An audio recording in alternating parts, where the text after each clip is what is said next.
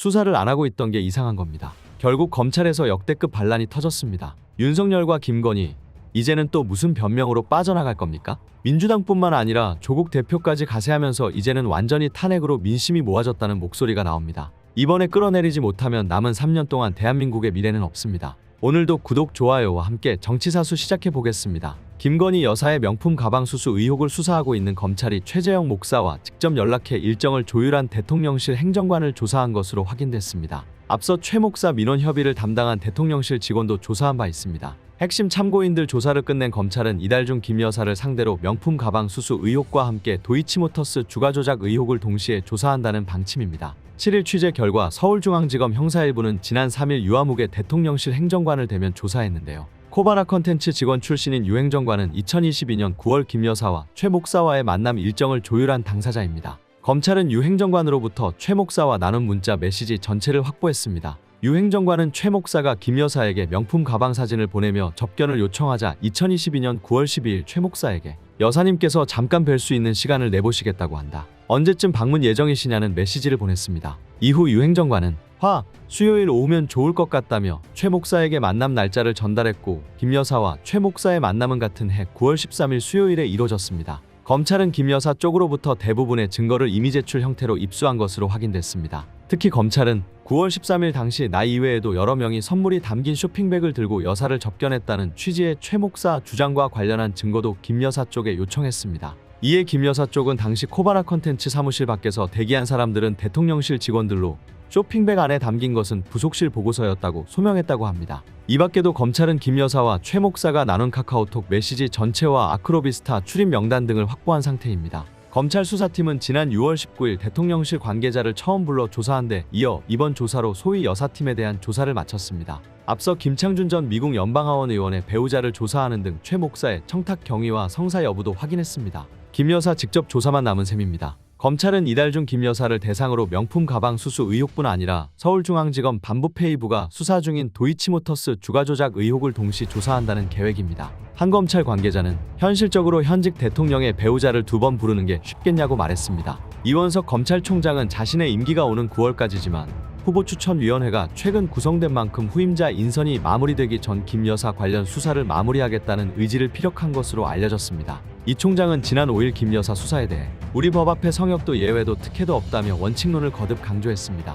당장의 검찰 수사가 무의미할 수도 있습니다. 그러나 거기에서 끝이 아닙니다. 윤석열 본인 입으로 수사가 끝났을 때 그게 미진하다고 판단되면 특검을 받겠다고 했습니다. 이런 상황대로 흘러간다면 더 이상 특검을 거부할 이유가 없어집니다. 그때에도 아나무인으로 특검의 거부권을 행사한다면 남은 임기는 없을 겁니다. 조국 대표의 시원한 발언도 이어졌습니다. 조국혁신당 의원이 윤석열 대통령 부인 김건희 여사와 한동훈 국민의힘 당대표 후보 간 불거진 문자 1심 논란에 대해 김건희 씨는 사인에 불과하다면서 김건희 특검법을 다시 발의하고 통과시켜 그의 휴대폰을 압수수색해 실체적 진실을 낱낱이 밝혀야 한다고 직격했습니다. 조국 의원은 7일 자신의 페이스북을 통해 국정농단은 선출되지 않은 권력이 국정에 개입하는 것을 말한다며 이같이 밝혔는데요. 조 의원은 윤석열 대통령과 한동훈 후보가 검찰에 있던 시절 윤 대통령 김건희 씨와 한동훈 후보는 막역했다며 그리고 3위는 2019년 연성 쿠데타를 주도했던 공범이었다. 김건희 씨가 최재형 목사에게 보낸 문자를 보면 김건희 씨가 얼마나 책략과 술수에 능한 사람인지 알 수 있다고 주장했습니다. 이어 현재 영부인과 여당 전 대표이자 차기 유력 대표 후보 간의 노골적인 권력 투쟁이 전개되고 있다며 문제의 문자를 김건희 씨 또는 측근이 언론을 통해 공개한 이유는 분명하다. 한동훈은 안 돼. 김건희 씨 속마음은 이럴 것이다. 어디 감히 라고 나를 세웠습니다. 그러면서 우리는 이 권력 투쟁을 관전하는데 그치지 않고 더 물어야 한다며 지난 2년간 김건희 씨가 한동훈 당시 비대위원장 외 여당 주요 의원들에게도 문자를 했다면 그리고 장관들에게도 문자를 했다면 이라고 공개 질의했습니다. 조 의원은 마침 한 후보는 문자 익십 공세에 반박하면서 문자 논란은 당무 개입이고 전당대회 개입이라고 받아쳤다면서 간단히 말해 수사 대상, 처벌 대상이라는 것이다.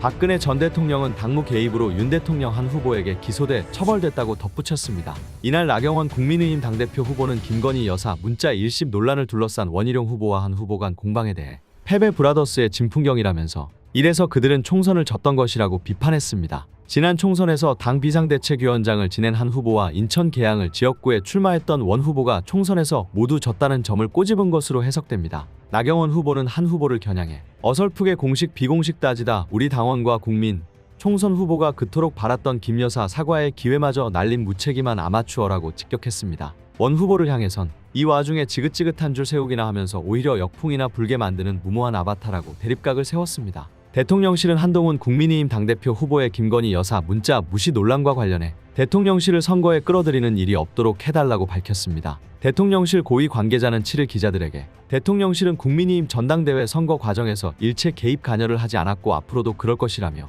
특히 전당대회 과정에서 각 후보들이나 운동원들이 대통령실을 선거에 끌어들이는 일이 없도록 주의를 기울여 주십사 각별히 당부드린다고 말했는데요. 이어 대통령실은 전당대회 결과로 나타나는 당원과 국민들의 명령에 충실하게 따를 것이라고 덧붙였습니다. 대통령실이 이번 일과 관련해 공식 언급을 한 것은 처음입니다. 김 여사가 지난 1월에 보낸 메시지가 뒤늦게 공개된 것을 두고 대통령실이 또 한동훈 찍어내기에 나섰다는 의혹이 커지자 이를 진화하려는 시도로 풀이됩니다. 하지만 대통령실은 김 여사의 문자를 당무개입이라고 주장하는 한 후보에게 불쾌한 기색을 감추지 못하는 분위기입니다. 여권 관계자는 한 후보가 5차례나 사과하겠다는 김 여사 메시지를 묵살한 것을 국민들께 이해시키기 어려우니 당무개입이라는 말도 안 되는 논리를 들고 나왔다. 1월부터 보도가 나올 정도로 알려진 이야기인데 어떻게 이게 당무개입이냐며 대통령실에선 함구령의 말도 못해 답답해하는 분위기라고 전했습니다. 국민의힘 7.23 전당대회 선거관리위원회는 7일 일부 원외 인사들이 김건희 여사 문자 논란과 관련해 한동훈 후보의 사퇴 촉구 기자회견을 추진하는 것과 관련 당내 화합을 저해하는 행위에 단호히 대응하겠다고 밝혔습니다. 당 선관위는 이날 국민의힘 원외당협 위원장을 대상으로 선거운동이 행해지고 있다는 언론 보도가 있다. 오늘 오후 3시 기자회견도 개최할 예정이라는 소셜미디어상 게시글도 있다며 선거운동을 할 수 없는 원외당협 위원장들에게 특정 후보에 대한 지지 및 반대 여부를 묻는 행위는 금지하고 선거운동을 조장하는 행위라고 판단된다고 밝혔습니다. 이어 이는 당내 화합을 저해하는 줄 세우기 등 구태정치의 전형이라고 강조했습니다. 당 선관위는 또 당내 화합을 위해 전당대회 과정에서 각 후보들이나 캠프 관계자들이 대통령실을 선거에 끌어들이는 일도 있어서는 안 된다며 총선 패배 이후 개최되는 이번 전당대회의 시대적 사명은 국민의힘의 개혁이고 이 개혁에는 당의 굳건한 화합이 기반이 돼야 한다고 했습니다. 그러면서 당원 당규를 위배해 화합을 저해하는 행위에는 중앙윤리위원회 제소 등 당원 당규에 마련된 모든 제재 조치로 단호히 대응하겠다고 덧붙였습니다. 선관위는 이날 한 후보 사퇴 기자회견 추진 과정에 관여한 것으로 알려진 박종진 선관위원에게 주의 경고 조처를 내렸는데요. 선관위는 박 위원의 사의 표명은 받아들이지 않았습니다. 윤석열 탄핵 청원이 100만을 가볍게 넘으며 탄핵의 의지를 확인하고 있습니다. 이제 더 이상 우리 국민들이 참고만 있지 않을 거라는 게 중요한 겁니다. 윤석열은 탄핵 청원도 무시하고 넘어갈 속셈인데 결국 끝에는 국민의 심판을 받게 될 겁니다. 오늘 내용은 여기까지입니다. 유익하셨다면 구독과 좋아요 한 번씩 부탁드립니다. 대한민국이 바로 서는 그날까지 정치사수가 함께하겠습니다. 감사합니다.